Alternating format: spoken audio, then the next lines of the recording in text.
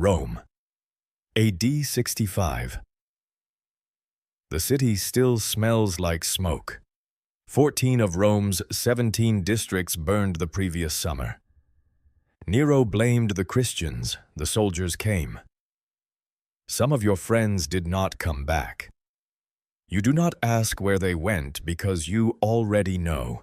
You are a Jewish believer in Jesus. You grew up reading the Torah.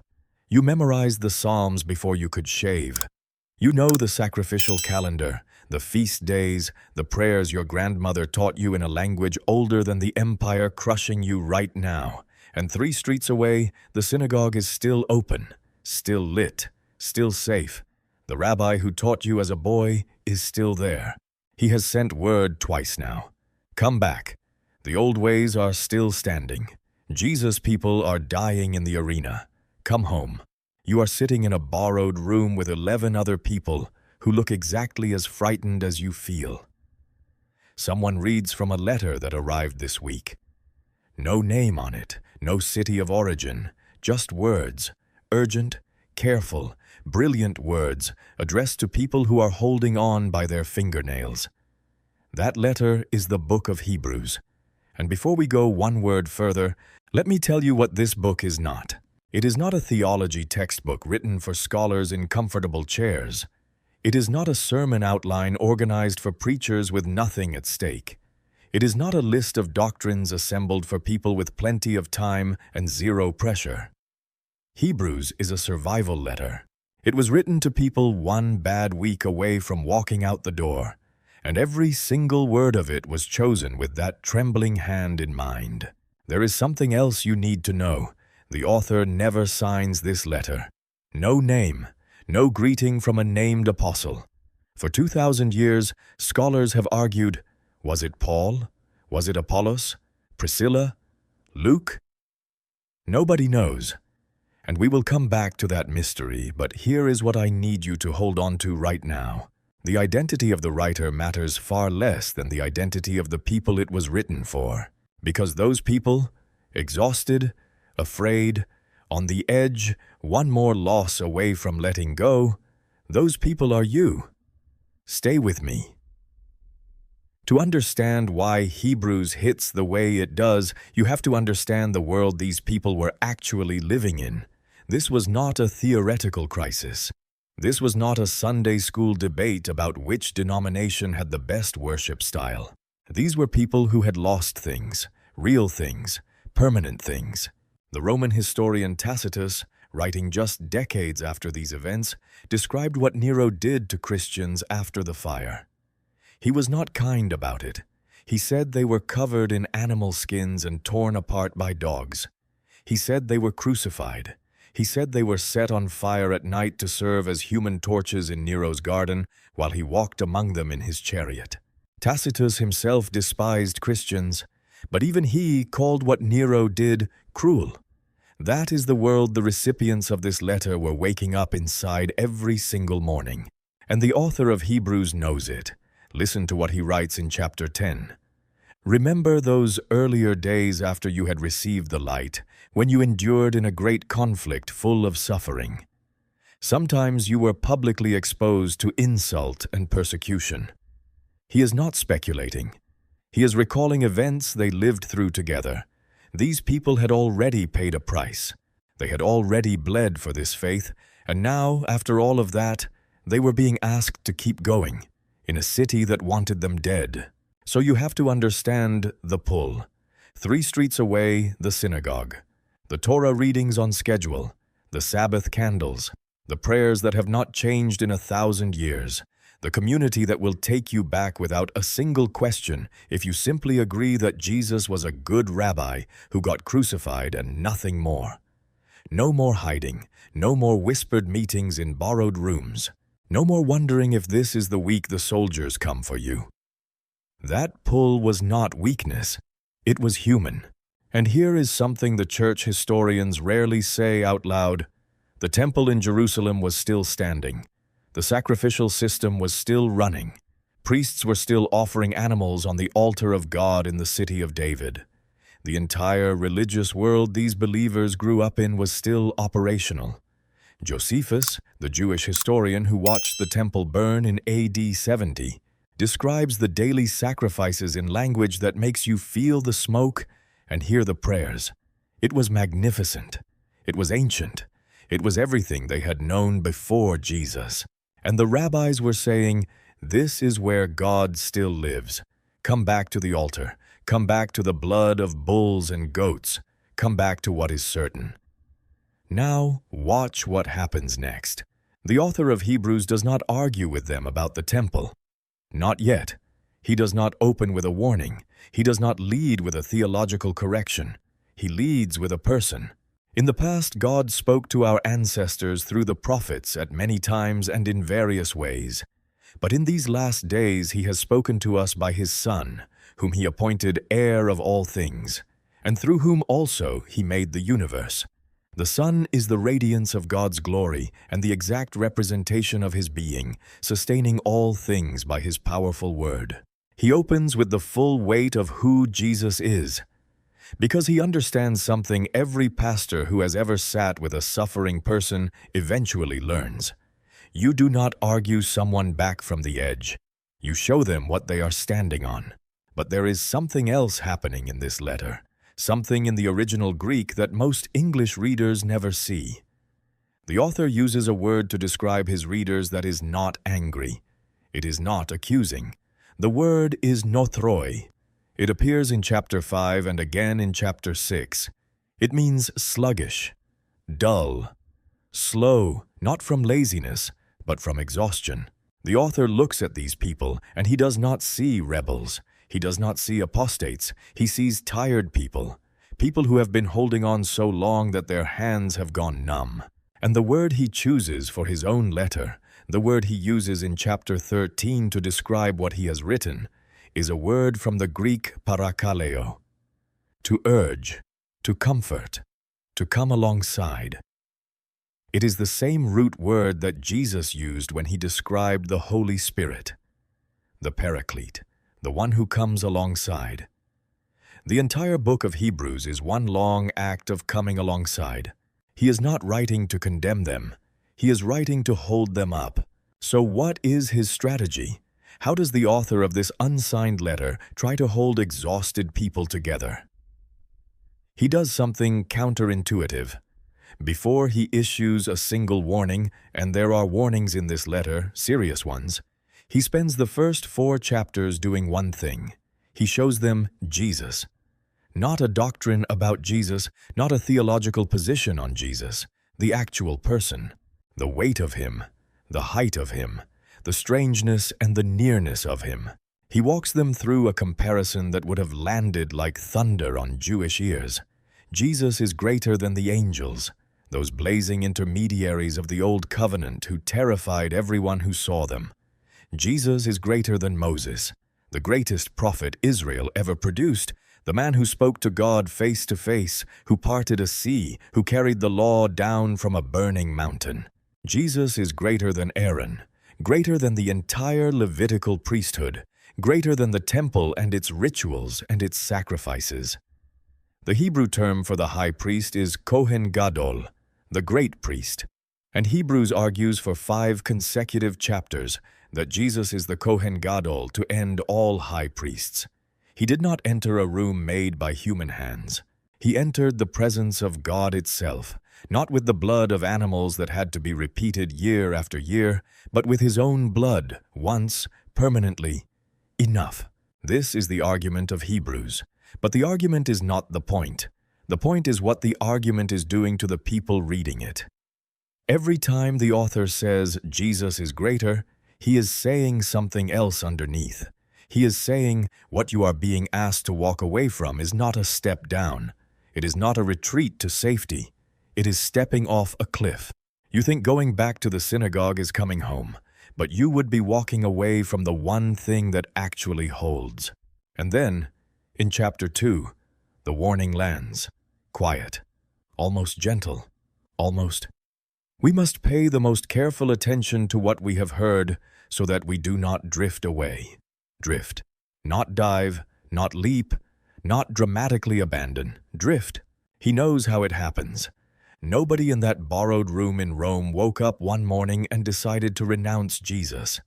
It happened the way a boat slips from a dock when someone forgets to tie the rope. One meeting missed, then two. The weekly gathering starts to feel optional, then exhausting, then pointless. The door handle gets heavier, and one day you realize you have not been inside that room in 3 months, and somehow it does not feel like a loss anymore. It just feels like relief. That is what the Greek word aphistemi means, the word behind falling away in chapter 3. It does not mean exploding out the door in rage. It means standing away from, quietly, gradually, without drama. The author of Hebrews is writing to people in the middle of that drift, and he is doing the one thing a good friend does when they see you slipping. He grabs your arm. Before we go further, I want to ask you something. Has there been a moment in your life when you almost gave up on your faith? Not because you had a great theological argument against it, just because you were tired, worn down, wondering if any of it was worth it. If that is you, if you have been there, type the number 1 in the comments right now. And if you are in that moment today, if you are watching this from the parking lot of a church you cannot make yourself enter, or from a bedroom where prayer stopped feeling like anything a long time ago, type the number 2. Because this next part of Hebrews was written specifically for you. Chapter 11 of Hebrews is called the Hall of Faith. Most people read it as a celebration, a highlight reel. The greatest hits of the Old Testament lined up to inspire you. It is not a highlight reel. It is a survival list. Look carefully at what the author actually says about these people. All these people were still living by faith when they died. They did not receive the things promised. They only saw them and welcomed them from a distance. They did not get the ending. They did not see the resolution. They ran the race and then they died on the track, still running, still looking forward, without crossing the finish line. This is the list the author puts in front of exhausted people. Not the winners, the ones who kept going without winning. Start with Abel. Abel is the first name on the list, the first act of worship in human history that God accepted, and it got him killed. His brother murdered him in a field. Abel never built anything, never led an army, never performed a miracle. He brought an offering, God received it, and then he died at the hands of his own family. The author of Hebrews says something about Abel that is almost unbearable. By faith, Abel still speaks, even though he is dead. His blood is still talking. 2,000 years before the letter was written, a murdered boy's faith was still making a sound.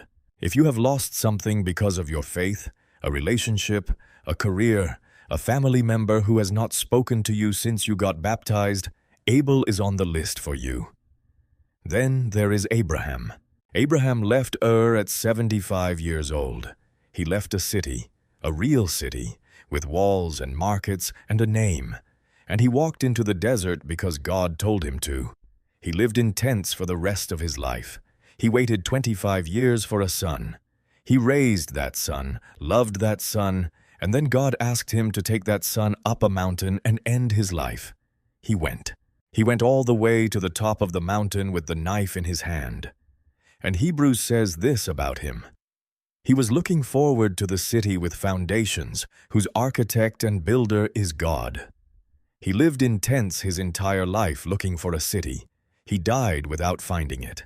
Here's what most people miss. God did not tell Abraham he would see the city. He told him he was headed toward it. Abraham's faith was not based on receiving. It was based on direction. He knew which way he was walking, and he kept walking. Then Moses. Moses walked away from the palace of Pharaoh. Think about what that means. He was raised Egyptian royalty. He had access to everything the ancient world could offer: wealth, power, protection, a name that meant something. And he chose the slave quarters. Hebrews says he chose to be mistreated along with the people of God rather than to enjoy the fleeting pleasures of sin. He calculated. He weighed the cost, and he decided that suffering with the right people was worth more than comfort with the wrong ones. And then there is Rahab. Rahab is the reason this list cannot be read as a list of religious insiders. She was a Canaanite, a prostitute. She lived in the wall of Jericho, and she hid 2 Israelite spies under stalks of flax on her roof. She had never read the Torah. She had never offered a sacrifice at any altar God recognized. But she had heard stories about what God had done, the Red Sea, the 40 years in the desert, and something in her said that God is real, and she acted on it. She hung a scarlet thread out her window, and she trusted a promise made by people she had just met. Rahab is in the hall of faith. Between Abraham and Rahab on that list, you have a tent-living patriarch and a Canaanite woman of the night, which tells you something important about who this faith is actually for. And then there is Enoch. Enoch walked with God. That is everything the text says about his life. He walked with God, and then he was not there anymore. No death, no grave, no final illness, just gone. The author of Hebrews says God took him. One translation says he was transferred. Enoch is the one name in the Hall of Faith where the story does not end in suffering.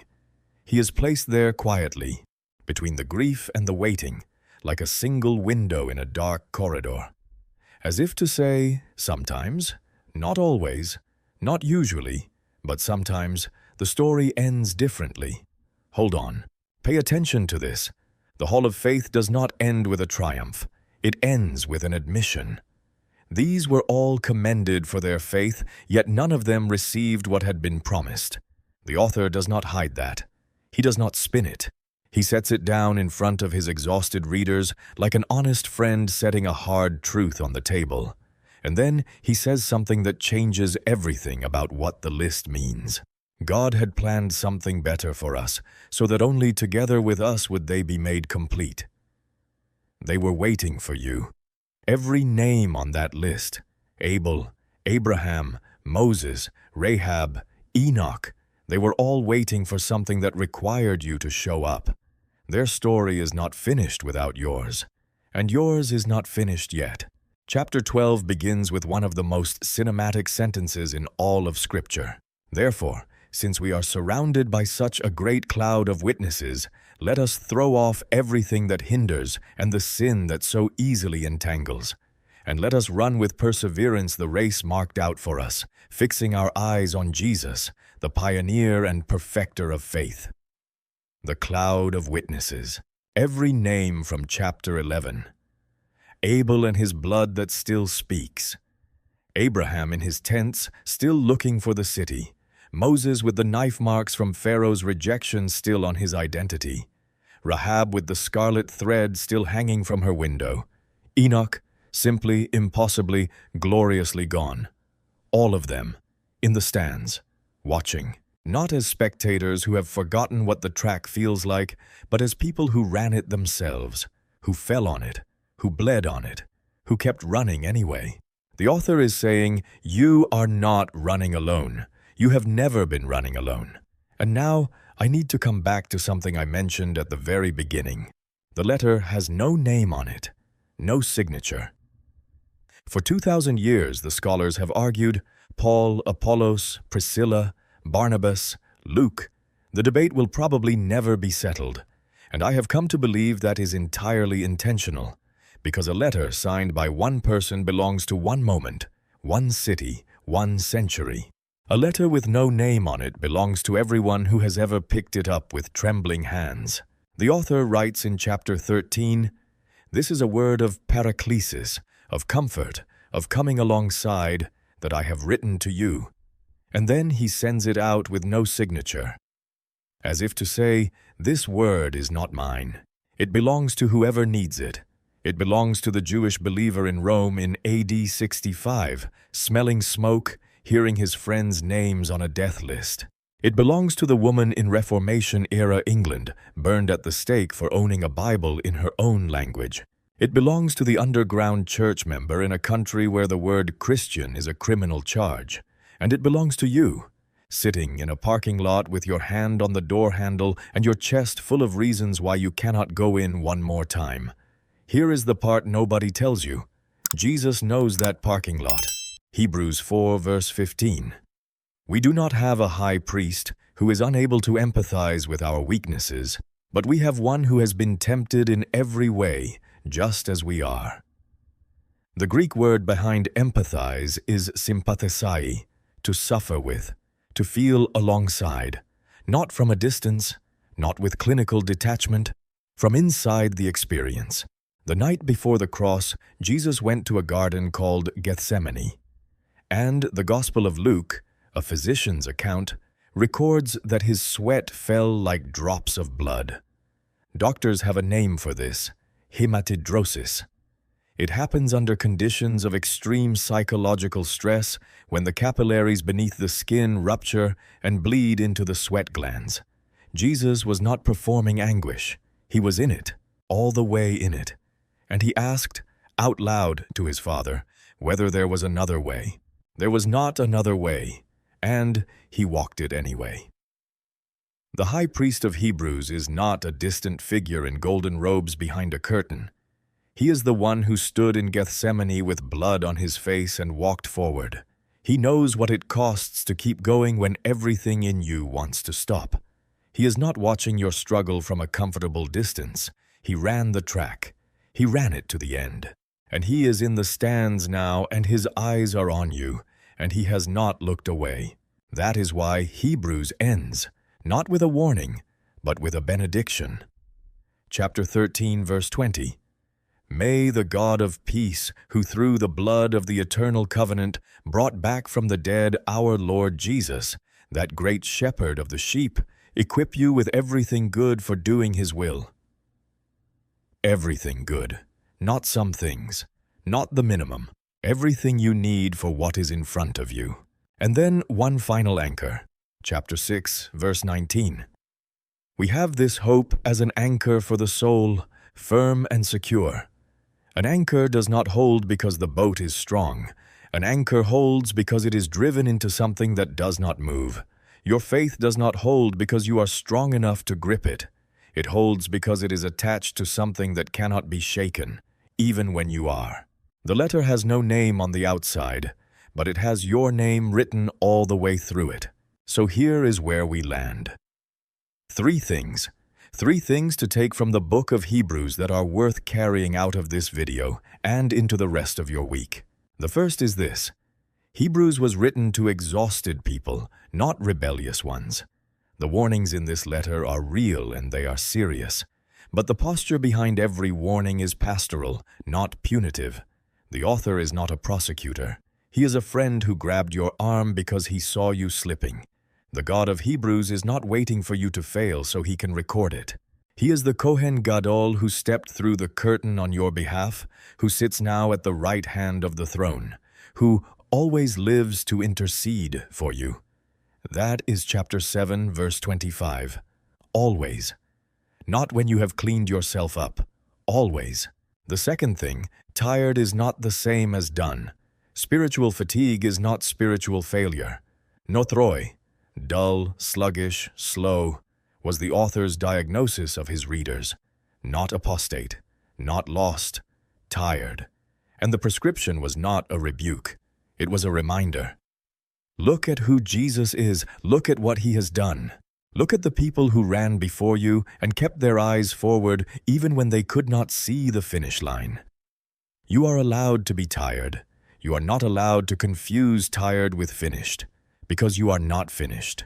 And the third thing, the one I want to leave sitting in your chest long after this video ends, is this. The anchor holds. Not because you are strong enough to grip it.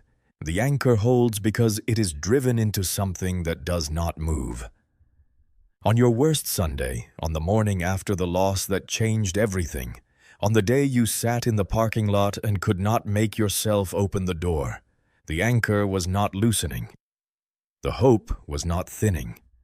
The one who ran the track before you, who bled in a garden and walked to a cross and came out of a tomb, he is not moved by your exhaustion. He is moved toward you in it. The letter has no signature, because it was never meant for one person. It was written to anyone who has ever been one bad week away from letting go. It was written across centuries, across languages, across every kind of suffering the human story can produce. It was written for the believer in Rome smelling smoke in AD 65. It was written for the person watching this video right now who has not prayed in 3 months and is not sure they can start again. It was written for you. Now, one question before you go. Of all the names we walked through today, Abel, Abraham, Moses, Rahab, Enoch, which one spoke to you most? Which one felt like it was in the hall of faith for you specifically? Tell me their name in the comments. I read every single one. If this video helped you today, share it with one person who needs to hear that tired is not the same as done. Like it so more people can find it. Subscribe if you want to keep going deeper into what the Bible actually says, and what it says to people like us, living in the middle of hard things, trying to hold on. The letter has no signature, but it found you anyway.